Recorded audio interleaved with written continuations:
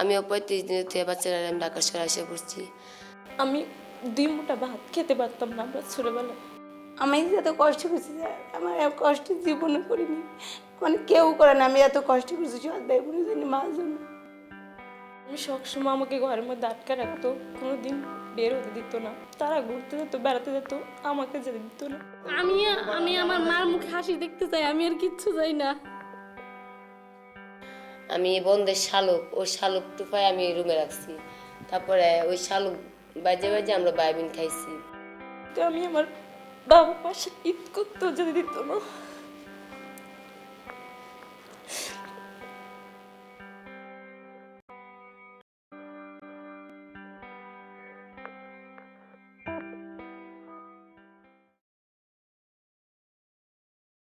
চোদ্দ দিন ধরে যারা নিজেদেরকে প্রশিক্ষিত করেছেন, আমার মনে হয় তাদেরকে আর অপেক্ষা না করিয়ে, আপনাদেরকে অপেক্ষা না করিয়ে আমাদের শুরু করা যাক প্রথম কিউ।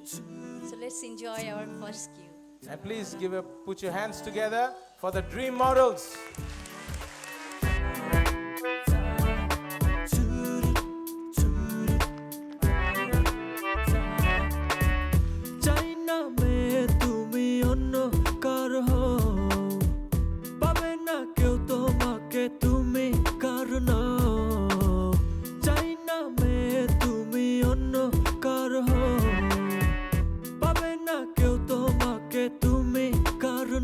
এই ধরনের গার্মেন্টস শ্রমিকরা যদি মূলত কিছু হলেও কিছুটা প্রশিক্ষণ পায় এবং অভিনয় করার জন্য টেলিভিশন প্রোডাকশনে এবং টেলিভিশনে কাজ করার জন্য, সেটা তো খুবই খুশি খবর। এবং সেই সুযোগ পেলে তারা অনেক ভালো কাজ করতে পারবে।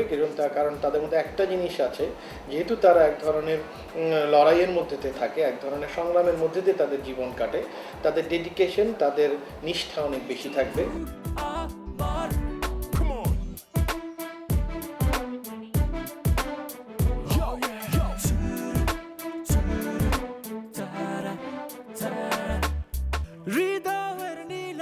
বিশ্বাসই করতে পারিনি যে গার্মেন্টসের ছেলেমেয়ে যারা সারাদিন খাটনির পর ফ্যাশন নিয়ে কাজ করবে কিংবা শিল্প নিয়ে, বিশ্বাস করুন যখন কাজ করতে গেলাম দেখলাম যে তাদের মধ্যে শুধু স্বপ্ন নয়, তারা মন থেকে ভালোবেসে কাজটা করেছে এবং প্রতিটি জায়গায় তারা প্রমাণ করেছে যে একজন মানুষের গোত্র কিংবা একটি জায়গা থেকে আসা নয়, মানুষ চাইবে সব পায়। আমি এই বিশ্বাসে তাদের সাথে কাজ করতে গিয়ে ভীষণভাবে আনন্দিত হয়েছি।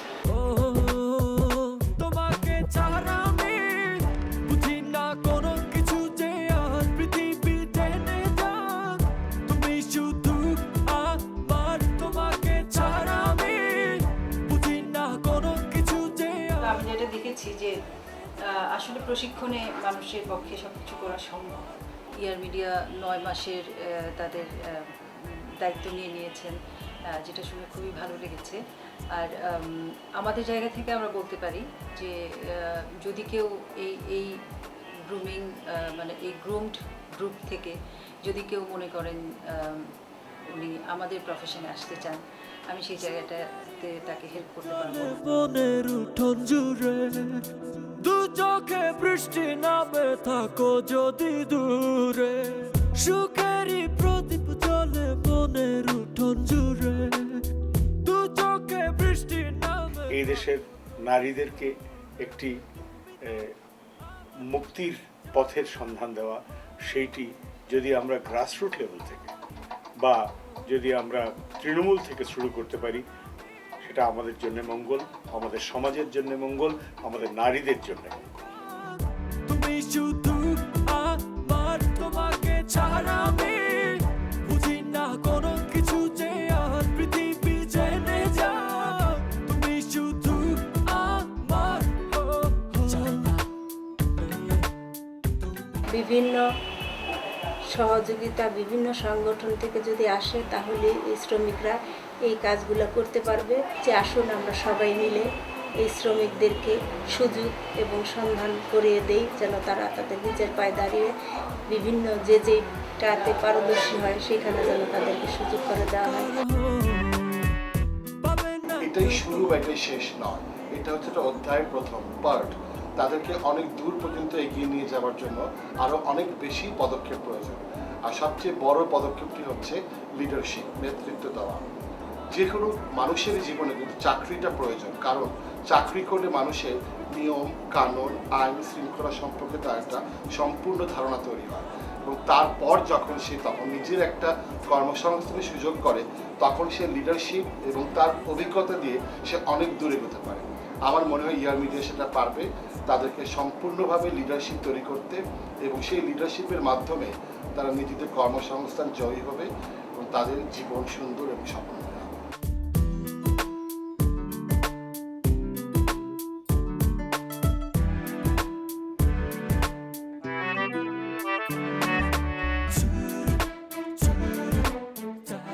ড্রিম মানে হচ্ছে স্বপ্ন। একটা কথা আছে যে স্বপ্ন তাদেরই সত্যি হয় যারা স্বপ্ন দেখার সেই সৎ সাহস রাখে এবং অন্যকে স্বপ্ন দেখাতে পারে। আমার অত্যন্ত প্রিয় দুজন মানুষ, মাহিবী চৌধুরী এবং আশফাক রূপা, তারা এই স্বপ্নটি দেখেছিলেন এবং এই স্বপ্নের বাস্তবায়ন ঘটিয়েছেন, এবং তাদেরকে স্বপ্ন দেখিয়েছেন যারা একসময় স্বপ্ন দেখতেন যে তারাও একদিন কিছু না কিছু একটা হয়ে দেখাবেন। এবং এই দুজনের অক্লান্ত পরিশ্রম এবং এই হোল টিম, এই ড্রিম টিম আমরা বলবো, এই টিমের অক্লান্ত পরিশ্রম এবং সাহচর্য এদেরকে সেই অবাস্তব স্বপ্নকে বাস্তবে পরিণত করতে সাহায্য করেছে। আমার মনে হয় যে আমি তো অবশ্যই আছি এদের সাথে, এদের স্বপ্নের সাথে। এদেরকে যদি একটু পরিচর্যা করা যায়, একটু প্রশিক্ষণ দেওয়া যায় এবং এদের প্রতি একটু খেয়াল বা লক্ষ্য রাখা যায়, একদিন এরাই ভবিষ্যতে সেই স্বপ্নকে বাস্তবায়িত করতে এক কদমও পিছু পা হবে না। আমি আছি এদের সাথে জোর কদমে, এবং আমার বিশ্বাস আমরা সবাই আছি তাদের সাথে, যারা স্বপ্ন দেখতে ভালোবাসে, দেখাতে ভালোবাসে এবং স্বপ্নকে বাস্তবায়িত করতে ভালোবাসে।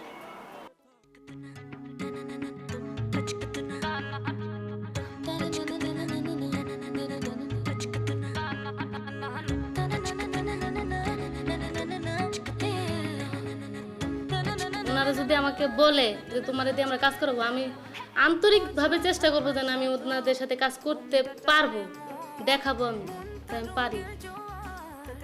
এখন তো বলে ছেলে মেয়ে উভয় সমান, তাহলে আমি কেন পারবো না?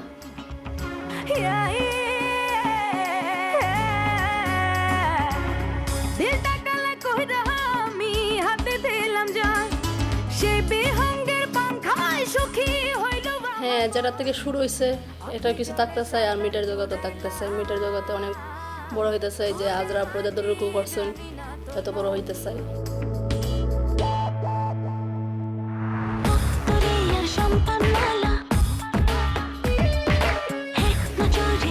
কারণ আমি তো গার্মেন্টস শ্রমিক, গার্মেন্টস থেকে আসছি।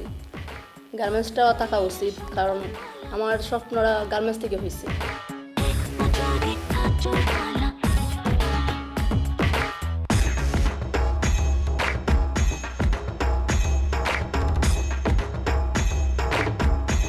আমার স্বপ্ন যেমন নাচতে চাই, আমার নাচ শেখার শখ ছিল, তাই আমার স্বপ্ন নাচ শেখা।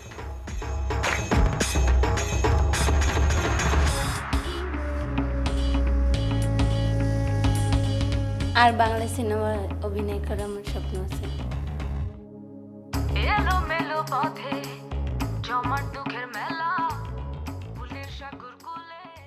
দুঃখ ভালোবেসে প্রেমের খেলা খেলতে হয়, তাহলে আমি কেন পারবো না আমার নিজের সাথে যুদ্ধ করে আমি নিজেকে অনেক অনেক উপরে নিয়ে যেতে? কারে বানাতে হয়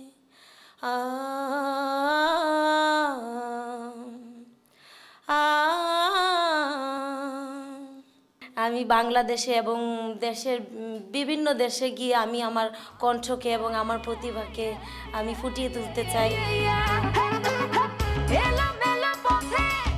আমি ছোটোবেলা থেকে একটু অবহেলার মাধ্যমেই বড় হয়েছি। সংসারে যে তেমন অভাব সেটাও না, কিন্তু বাবা মার ভালোবাসা, আদর ভালোবাসা তেমন পাইনি।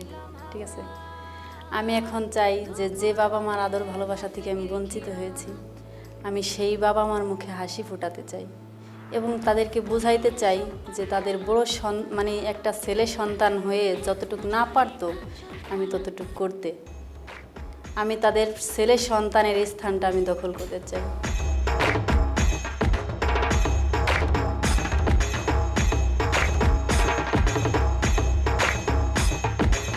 স্বপ্ন সবাই দেখে, কিন্তু স্বপ্ন বাস্তব করতে পারে না সবাই।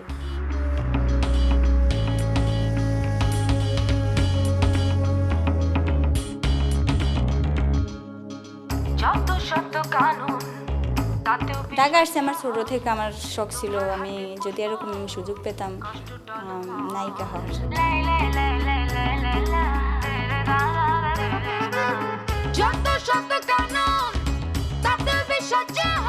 যদি নায়িকা যদি আমি না হতে পারি, যদি মিস করে ফেলি, তাহলে আমি গার্মেন্টস থেকে মানে আমি বড় একটা কিছু হবো। গাঙ্গের মাঝে হাত বেড়াই পার। আমার স্বামী তো একসময় বলছিল যে আমাকে যে তুমি তো আমার বাড়ির চাকরানি হইতে পারবো না, কিন্তু আমি এটাই চাই যে দেখার জন্য যে আমি হইতে পারি কিনা, আমি অনেক বড় হবো, আমার আশা।